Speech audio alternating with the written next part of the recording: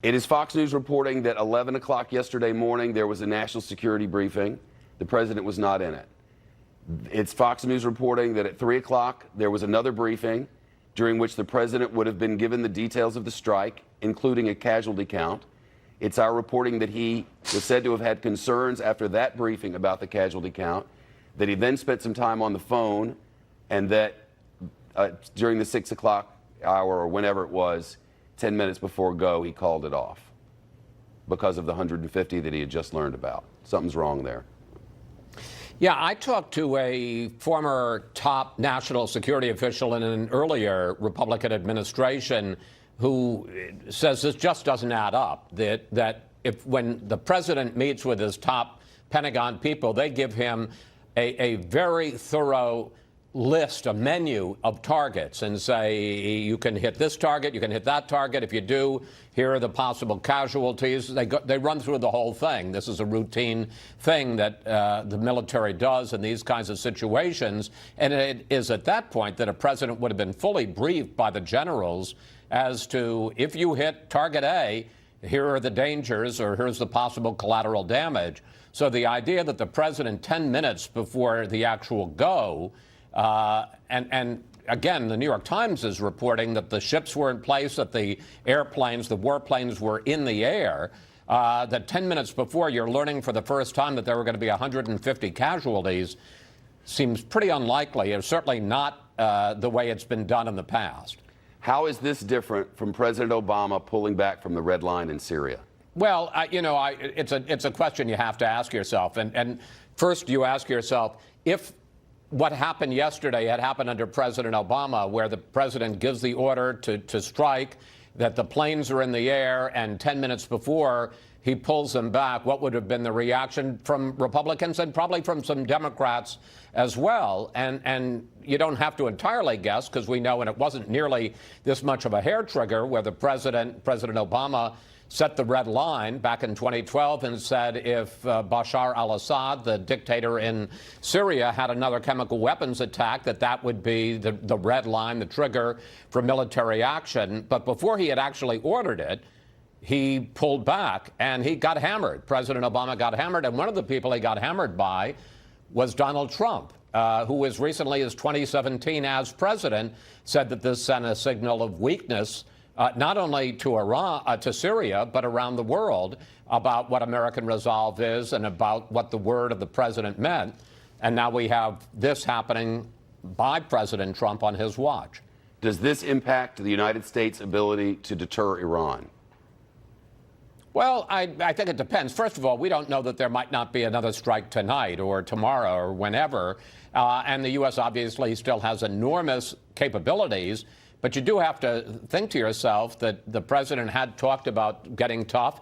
A lot of people had talked, not the president, about taking action after the mining of those two tankers in the Gulf of Oman last week. Here is a U.S. asset, a U.S. drone, a $130 billion plane that is shot down. And, you don't have to level Tehran. You can, as according to the New York Times, take out some radar batteries, take out some missiles installations. And in the middle of the night, I can't imagine there would have been 150 people around them. And the president, at the last minute, decided not to do that. So it does send a signal. On the other hand, the U.S. is still the U.S. and still has enormous assets in the region. So I don't think that the mullahs in Iran think that they have an absolutely green light to do anything they want. There's a pattern here with North Korea, with Venezuela, and now in continuing the pattern with Iran. He uses the military as a negotiating chit, and then the adversary waits him out. Well, you have a real conflict here between the president, because the president does talk tough, and he has used force. He has used cruise missiles at least twice in Syria to go after Syria and Bashar al-Assad after the use of chemical weapons. And the first time he did it back in April of 2017, the point was made he was going to enforce the red line that Barack Obama did not. But on the other hand, for all of the talk of that, the president campaigned on and seems to not want to get the U.S. into more endless wars. And I don't know if it would be endless, but a conflict, a serious armed conflict with Iran, would be a really ugly and prolonged battle. There's no way you get out of that easily. On the other hand, as we saw with Ronald Reagan in the 80s with the Kuwaiti tankers, you can, hit a radar installation or hit a missile battery, and that doesn't mean you're in a war. It just means you've blown something up and you've responded. Anybody heard from John Bolton today? I haven't. Have you? No, I just wonder if he's going to keep working there. I don't know. I would think he wouldn't be especially happy about this. Speaking He's of been which, dreaming about hitting the Iranians since Fluff was a kitten. She's a full-grown cat. is that a Mississippi expression? I think it's mine, but the fact remains, it's been one of his primary objectives since long before he worked here. I mean, that's the top of the John Bolton list: strike Iran. He got close. He got 10 minutes from there last night. Here's the one thing. Let's just talk about this sensibly. On the one hand, a lot of us are saying, well, why didn't you strike? But on the other hand, a lot of us, if he had struck, would have said, well, should he have done that? So, not passing judgment on anything that he did or did not do, only pointing out that the explanation, just as you said, doesn't make sense. It doesn't hold together. The timeline for when he learned information and when he decided to act doesn't make a lot of sense. And in a sense, maybe that's the biggest problem. You could argue, if you don't want to strike, don't strike. If you want to strike, do strike. But don't send mixed messages that confuse not only your enemies, but even your allies and people here in this country as to what you're going to do. And then tweet out the whole thought process of American foreign policy and intervention. This is Fox News' Chris Wallace and Shep Smith taking Trump to task over his fumbled Iran strike.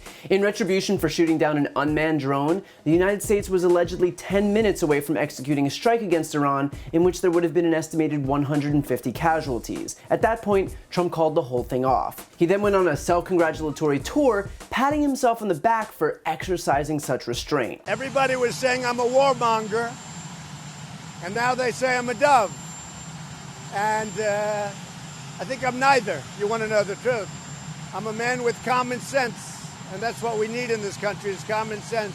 Because common sense is allowing a military action that could have dragged the United States into yet another war in the Middle East to proceed to within 10 minutes of its execution before backing off.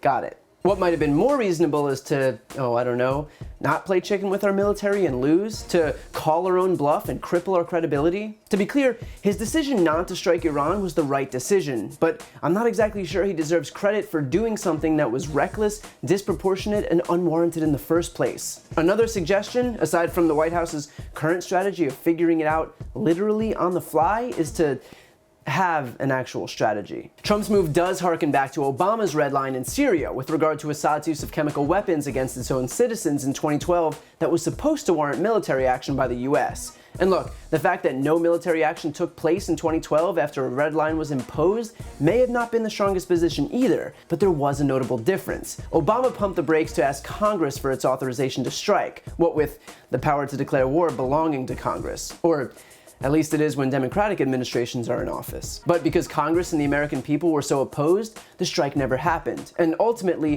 1,300 tons of Syria's chemical weapons were removed without any bombs being dropped. Trump, however, didn't balk because it would be more appropriate to allow Congress to have a say in a decision that should lie with them anyway. In fact, while Republicans in Congress like Marco Rubio, Tom Cotton, and Lindsey Graham are aggressively encouraging Trump to strike Iran, again, without congressional approval, Democrats are moving to repeal the 2001 authorization for use of military force, a measure that has effectively contracted Congress's exclusive power to declare war to the executive branch. And the ironic thing about all of this is that before the American drone was shot down, tensions first ratcheted up because Iran's nuclear agency announced it would soon exceed the amount of low-enriched uranium it's allowed to stockpile. I can't help but think how effective some type of Iran nuclear deal might have been. Guess we'll never know. But notwithstanding all of this, what makes this so much worse is that for Trump, this is all likely a political play. His own tweets about Iran during the Obama administration are proof that he views any military action against the country as some re-election ploy. So now, with the general election fast approaching, it certainly is interesting to see what else but Trump escalating tensions with Iran. It's almost like in order to get elected, Donald Trump will start a war with Iran. And this wouldn't be the first time that Trump exploits our military for his own personal benefit, but with Americans on both sides of the aisle thoroughly unimpressed with his handling of the entire Iran affair, it could very well have been his last.